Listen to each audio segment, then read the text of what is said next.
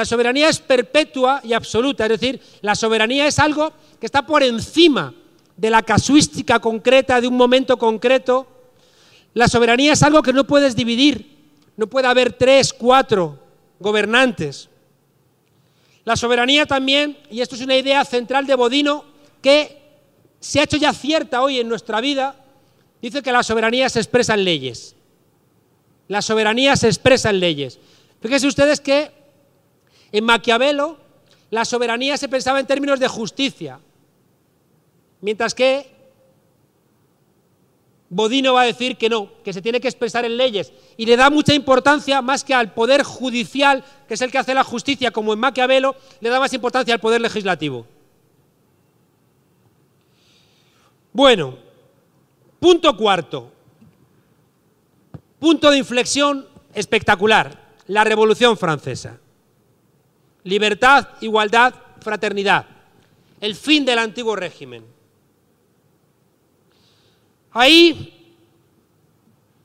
Aquí, señoras y señores, tenemos que hacer un pequeño alto, respirar profundo, porque esta idea es muy complicada, muy complicada. Miren, hay un autor muy importante, pero que ha hecho mucho daño. Es el autor que pone en la academia la discusión sobre la ciudadanía. Ese tipo se llama Marshall, Thomas Humphrey Marshall. Tiene un libro del año 49 que se llama Ciudadanía y clase social. ¿Por qué es muy importante Marshall? No hay que confundirlo con el del Plan Marshall, que ese es otro. Marshall es muy importante porque es el tipo que va a decir que los derechos de ciudadanía, los derechos que tenemos como ciudadanos, son derechos que vienen en 3 grandes oleadas. Primero una oleada de derechos civiles, luego una oleada de derechos políticos y luego una oleada de derechos sociales. Bueno, eso es mentira. Es muy clarito, nos ayuda a entender, pero es mentira. ¿Por qué? Porque en la Revolución Inglesa de Cromwell, los levelers y los diggers, los niveladores y los enterradores, ya pedían todos los derechos. Ya pedían todos los derechos. Si ustedes van a las primeras constituciones de la historia, las que da, o lo que leemos como constituciones, lo que Juan Sin Tierra concede en el siglo XIII a los varones, que les concede, por ejemplo, el habeas corpus. El habeas corpus no significa vaya cuerpazo. Habeas corpus es he aquí el cuerpo. Es que cuando a ti te detienen, tienen que ponerte a disposición judicial en un plazo determinado. No que te detienen y te quedas ahí guindando, como dicen ustedes, hasta que alguien se acuerde de ti. No. Bueno, ¿qué les pido que recuerden como muy importante? En esas constituciones o en esos adelantos de constitución, donde por vez primera aparecen reconocidos derechos civiles, es decir, garantías personales, aparece el derecho al bosque. El derecho al bosque. ¿Y qué es el derecho al bosque? El derecho al bosque es el derecho a alimentarte, porque la gente comía, acuérdense de Robin Hood, la gente comía del bosque. Por tanto, es mentira que digamos, no, primero vamos a darte la democracia y luego ya te doy la redistribución de la renta. No. En la construcción histórica, la gente pide derechos juntos. Otra cosa es que pierdas y no los consigas, pero las reclamaciones son conjuntas. Bien, volvemos al cuadro de la Revolución Francesa. Les decía que la Revolución Francesa va a establecer la idea de ciudadanía. Vamos a dejar de ser súbditos para pasar a ser ciudadanos. ¿Y eso qué significa? Bueno, ser ciudadano significa tener 4 grandes tipos de derechos que tienen ustedes ahí señalados. Derechos civiles, derechos políticos, derechos sociales y derechos de identidad o culturales. Esos derechos se han asentado, consolidado, y esto es esencial que lo entiendan, a través de revoluciones. Derechos civiles, lo primero que tienen en el cuadro. Los derechos civiles son los que llamamos derechos burgueses. Derechos burgueses no significan, eres un burgués, sino que son los derechos que la burguesía, como clase social en ascenso, reclama. ¿De acuerdo? Es decir, burgués no es un calificativo, es simplemente descriptivo. Los derechos burgueses son los derechos que la burguesía exige a la monarquía absoluta. Son los derechos individuales, son los derechos de uso individual.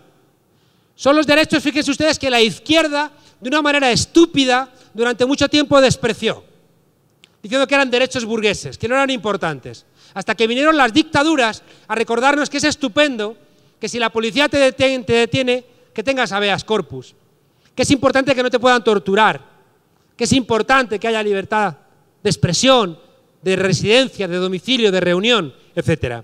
Los derechos civiles burgueses son los derechos de uso individual. El primero, ¿cuál es el primero por excelencia? La propiedad privada, claro. Por eso son derechos burgueses. El primer derecho es la propiedad privada, que no te pueda quitar el rey ni nadie tu propiedad. Pero luego también ahí está la libertad de culto, la libertad de expresión, la libertad de reunión, la inviolabilidad de la correspondencia, la inviolabilidad del domicilio, etcétera. Es decir, esos derechos que están en todas nuestras constituciones. ¿Cuál es la garantía? Y esto es una idea central que ustedes tienen que entender cuando piensen en el Estado. ¿Cuál es la garantía de eso? La división de poderes. Es decir, que no sea el mismo el que ejecuta la ley, es decir, el gobierno, que el que evalúa si eso está hecho de una manera correcta o no. Sin división de poderes, no hay derechos civiles. Por eso fíjense ustedes, en América Latina, cuando de repente estos gobiernos de cambio ascendían, se encontraban con unas cortes judiciales herederas del antiguo régimen, que hemos visto en Paraguay, que son las propias cortes las que sancionan la salida de Lugo. Si tú no cambias a los jueces, olvídate. ¿Qué problema hemos tenido en España durante mucho tiempo? Que los jueces del franquismo pasaron a ser los jueces de la democracia. En cambio, ¿qué hizo en Alemania la derecha cuando terminó con la República Democrática? Echar a todos los jueces, claro, y a buena parte de los profesores de universidad y a todos los policías. Ellos a menudo tienen más claridad que nosotros, tienen mucha más claridad. ¿Cuál ha sido una de las dificultades fuertes que tiene Venezuela? Que ha tenido que lidiar en un proceso de transformación con estructuras estatales provenientes de la Cuarta República. Gente que venía de ser parte importante del sustento de esa Cuarta República. Derechos políticos. Los derechos políticos son los derechos de sufragio y de asociación. Los derechos políticos son los derechos que nos otorgan una ciudadanía capaz de decidir quién nos va a gobernar. ¿Los derechos políticos son gratuitos? No. ¿Qué se creen ustedes? ¿Que un día se levantó un monarca y dijo que viene dormido, voy a conceder el derecho al sufragio? No. Igual que detrás de los derechos civiles está la Revolución Inglesa, la Revolución Americana o la Revolución Francesa, detrás de los derechos políticos está igualmente las revoluciones de 1830, de 1848 o la Comuna de París de 1871. Derechos sociales. Los derechos sociales no son derechos garantistas como los derechos civiles, no son derechos de participación como los derechos políticos, sino que son derechos de redistribución de la renta. ¿Saben ustedes cuál es la primera constitución del mundo que incorpora derechos sociales? La gente suele decir, la de Alemania de Weimar. No. La primera constitución que incorpora derechos sociales es la constitución del país que primero hizo una revolución. ¿Quién fue? México. Zapata y Villa. 1910-1917. ¿Cómo se termina la revolución? Con la Constitución de Querétaro de 1917, que es la primera constitución del mundo que incorpora derechos sociales. Bismarck, 20 años antes, había metido algunos elementos de Estado social, pero eso no era una constitución social, no era la de Weimar. Por tanto, fíjense ustedes, ¿por qué tenemos en Europa derechos sociales? Porque la Unión Soviética triunfó y los sectores de la burguesía europea dijeron aquello que Bismarck, miren, cuando Bismarck le reúne a los empresarios y les dice, tenemos que dar unos pequeños rudimentos, que los niños no trabajen tantas horas, que las embarazadas tengan una silla, que los trabajadores puedan tener sus mutuas de sanidad. Se levanta un empresario y le dice, pero esto no estamos de acuerdo, ¿por qué tenemos que asumir esto? Y Bismarck le dice a ese empresario, o esto o la revolución. Bueno, pues cuando la revolución triunfa en una parte importante de Europa, el establishment europeo dice, o damos derechos sociales o aquí tenemos una revolución. ¿De acuerdo? Añadan otro elemento muy importante para la teoría de América Latina. Hay un autor que va a plantear que el Estado en América Latina es muy débil porque ustedes no tuvieron luchas entre los diferentes países, sino que sus luchas fueron internas. El ejército latinoamericano ha sido exitoso sobre todo para masacrar a su pueblo. En cambio, en Europa, esa lucha entre los diferentes estados, ¿saben qué generaba? Un pueblo que había ido a pelear por su patria, que regresaba a la patria diciendo, yo ahora quiero que mi patria se comporte conmigo, igual que yo le he dado mi sangre a mi patria. Ese elemento hace que cuando se vuelve de la Primera Guerra Mundial, 1914-19, esos soldados que vuelven de la Primera Guerra Mundial están tensionando al Estado para que deje de ser un Estado liberal y pase a ser un Estado intervencionista, un Estado social. La gente que ha muerto defendiendo a la patria, pues se considera con derechos. Fíjese qué diferencia. Y esto es otra cosa para reflexionar en esta maestría. Antes les he dicho que una de las cosas que si me preguntaban 3 cosas que me dieran miedo de Venezuela, les dije que la primera era que este pueblo todavía no haya entendido que lo de todos es de todos y no de nadie. Y que eso no justifica que porque sea de todos alguien se pueda apropiar de ello de una manera particular. Por tanto, sigue siendo una asignatura pendiente de Venezuela el construir esa idea de lo común como lo de todos.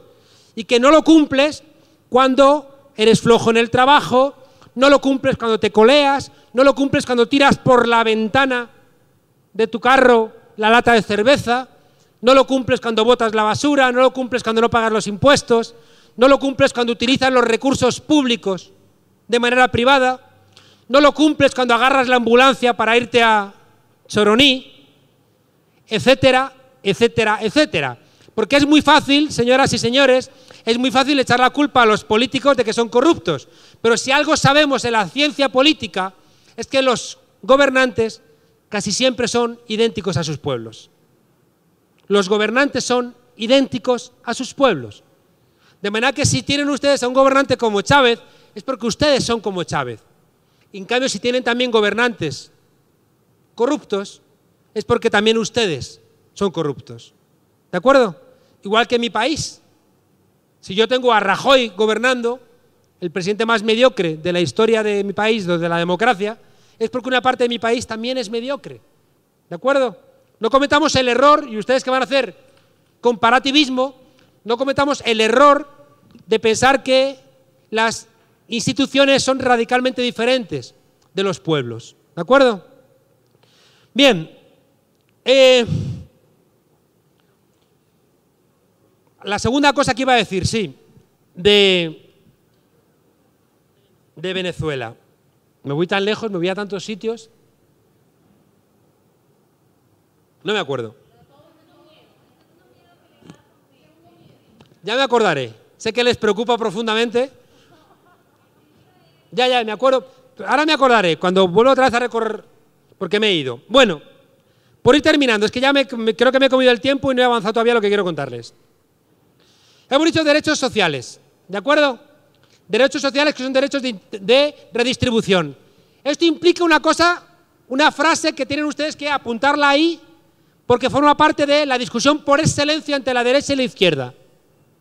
La derecha, el liberalismo, por ser más conciso, el liberalismo apuesta por la libertad negativa, mientras que el socialismo apuesta por la libertad positiva. ¿Qué significan estos dos conceptos? El concepto de libertad negativa está ya en Locke, por supuesto, aunque quien lo va a popularizar es un tipo que se llama Isaiah Berlin. La idea de libertad negativa es que el Estado no tiene que inmiscuirse en mi vida, sino que tiene que hacer lo posible para que yo pueda hacer lo que yo quiera. Es decir, desde el punto de vista liberal, la libertad negativa es aquella que me permite hacer mis negocios, tener mi libertad en mi vida privada, no encontrar interferencias. Mientras que desde el punto de vista del socialismo, la libertad positiva es la necesidad de la intervención del Estado para que yo realmente pueda hacer algo en la vida. ¿De qué me sirve a mí que el Estado permita, diga, se garantiza el derecho de todas las venezolanas y venezolanos de dormir debajo de un puente? Sería un ejemplo de libertad negativa. El Estado no se interfiere en nuestra libertad para dormir debajo de un puente. No, pero es que yo lo que quiero es que el Estado me ayude a tener una vivienda digna. ¿Lo ven? La libertad negativa es libertad de no interferencia, mientras que la libertad positiva es libertad de interferencia. Y aquí una cosa, señoras y señores, abran ustedes un recuadrito y apúntenlo. Ahí nace el neoliberalismo. Les he dicho al comienzo de la charla que tienen que salir ustedes de la maestría con su propio vocabulario. Si ustedes no salen con un vocabulario compartido de lo que significa la perspectiva comparada en educación, esto habrá fracasado. Siempre cuento la frase de Unamuno: ¿cree usted que existe Dios? Dígame usted qué entiende por creer, por existir y por Dios, y entonces le contesto. Si aquí estamos hablando de conceptos que no definimos, creo que se lo contaba el otro día, se reúne Chávez y se reúne Uribe a firmar un documento acerca de ahondar las bases de la democracia en la región. Y Chávez dice: estoy de acuerdo, Álvaro, yo lo firmo. Y Uribe dice: yo también estoy de acuerdo y lo voy a firmar. Y los dos lo firman. Uribe regresa y en nombre de ese acuerdo que han firmado le pide más aviones a Estados Unidos para bombardear las bases de los desplazados, y el presidente Chávez llega aquí y con ese mismo documento baja recursos a los consejos comunales. ¿Cuál es el problema? Que no se han puesto de acuerdo en qué demonios significa la palabra democracia. Tendrán ustedes que ser durante esta maestría muy cuidadosos, porque los conceptos que usamos son conceptos que usa la gente en la vida común. Nadie le va a decir a usted: oiga, hoy está usted de exosirribonucleica. No. En cambio, yo no puedo dejar de recordar en una ocasión que iba a Madrid con mi moto a la facultad y un tipo me hizo una maniobra con el carro, casi me tumba, y yo le grité: ¡fascista! El tipo frenó para darme con la barra del seguro en la cabeza y yo le dije: no, perdón, es que su comportamiento se asemeja al de un movimiento sociopolítico que durante los años 30 se caracterizó por el dominio de la raza aria y el ascenso hacia el este. No. Estás diciendo fascista como le dirías lo que ustedes están pensando. O de repente, no me revoluciones a la gente, no tomes partido. Es decir, nuestros conceptos son conceptos que están en la calle y por tanto tenemos profundas dificultades para entender qué significan.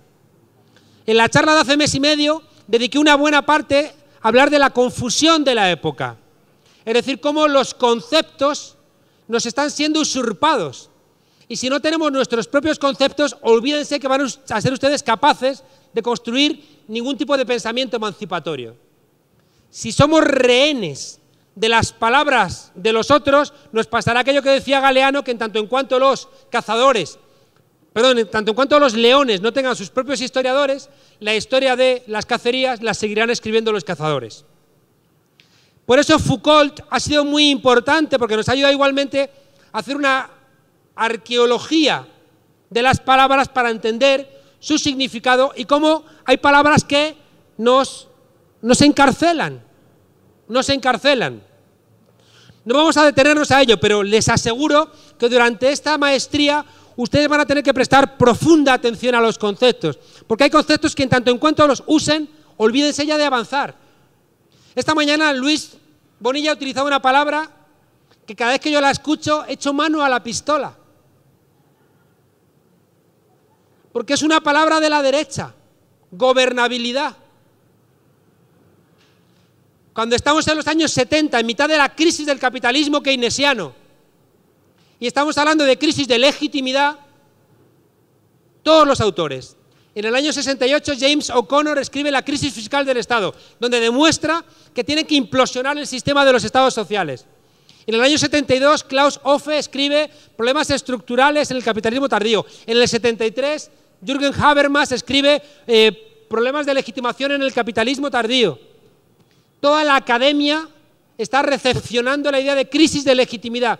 Y viene la derecha y dice, no, no es un problema de legitimidad de los gobiernos, es un problema de gobernabilidad de la gente. No es que los gobiernos sean ilegítimos, sino que la gente está ingobernable. Y pone en marcha toda una serie de medidas, que es lo que hay detrás del neoliberalismo, señoras y señores. La tesis de la gubernamentalidad, que es Foucault también el que nos da la clave de eso, la tesis de la gubernamentalidad es, no haga usted conflictos. Claro, la legitimidad es, haga usted conflictos. Mientras que la idea de gubernamentalidad es, no sea usted ingobernable. Construyamos la gubernamentalidad. Cuando a mí lo que me gusta es generar conflictos. Yo no quiero pueblos gobernables. Yo no quiero gobernabilidad.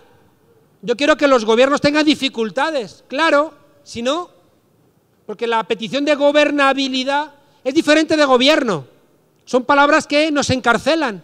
Claro que hace falta gobierno, gobernar, pero gobernabilidad es un concepto de la derecha. Es como cuando los sindicatos hablan de mercado de trabajo. Estamos jodidos. Porque la diferencia entre la derecha y la izquierda es que los trabajadores no son una mercancía sometidos al albur de la oferta y la demanda para saber si te pagan más o menos, sino que el trabajador tiene un salario mínimo garantizado políticamente, no económicamente. Es una decisión política, no económica. Pero si yo hablo de mercado de trabajo, en cambio, ¿qué dificultades tenemos ahora mismo? Ayer me entrevistaban en la radio, coño, me salía todo el rato, es que el mercado de trabajo, no, y yo diciendo, teniendo que buscar, para no hablar de mercado de trabajo, porque nos ha penetrado un sindicato hablando de mercado laboral, y así con 1000 conceptos. ¿Cómo van ustedes a inventarse una pedagogía alternativa, una educación alternativa con los conceptos que son funcionales para la derecha? No cabe, no hay espacio, no es posible. Por tanto, insisto, la obligación de rearmar todo un entramado de vocabulario propio y compartido. Bueno, último punto de derechos de ciudadanía. No pierdan de vista lo que les estoy diciendo. Ser ciudadano es estar incluido. Ser ciudadana es estar incluida. ¿Y cómo estamos incluidos? Estamos incluidos en lo civil, teniendo derechos civiles. Estamos incluidos en lo político, teniendo derecho al sufragio y derecho a ser elegidos. Estamos incluidos en lo social, teniendo derechos básicos de redistribución de la renta que me permitan tener un mínimo para vivir. Y también, fíjense ustedes, estoy incluido con derechos culturales. Es decir, que yo tenga mi propia identidad como venezolana, como propio de una minoría, de raza, de género, de cualquier tipo. Y fíjense ustedes, y esto les afecta mucho a todos ustedes, estos derechos de identidad están muy vinculados, como todos los derechos, a revoluciones. Miren, apunten esta frase: las luchas de ayer son los derechos de hoy, y las luchas de hoy son los derechos de mañana. La última gran oleada de revueltas en el mundo occidental fue el mayo del 68. Y el mayo del 68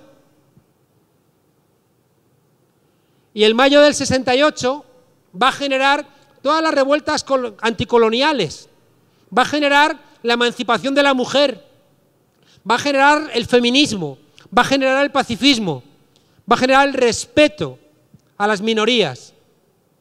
Por tanto, fíjense ustedes, tenemos ya construido el elemento de los 4 grandes tipos de derechos que configuran ser ciudadanos y que están en su Constitución, igual que en la mía, igual que todas las constituciones del mundo. Derechos civiles, derechos sociales, derechos políticos y derechos de identidad o derechos culturales. Les decía antes, por ir ya terminando casi, les decía antes que el neoliberalismo surge contra los derechos sociales. Hay un libro obligatorio del año 44 que se llama Camino de servidumbre, de un señor que se llama Hayek. Friedrich Hayek escribe un libro donde dice textualmente que el Estado social es igual que Hitler. Empiezan a haber teóricos como Karl Popper que empiezan a decir que Rousseau o empiezan a decir que el propio Platón son totalitarios como la Unión Soviética. ¿Por qué?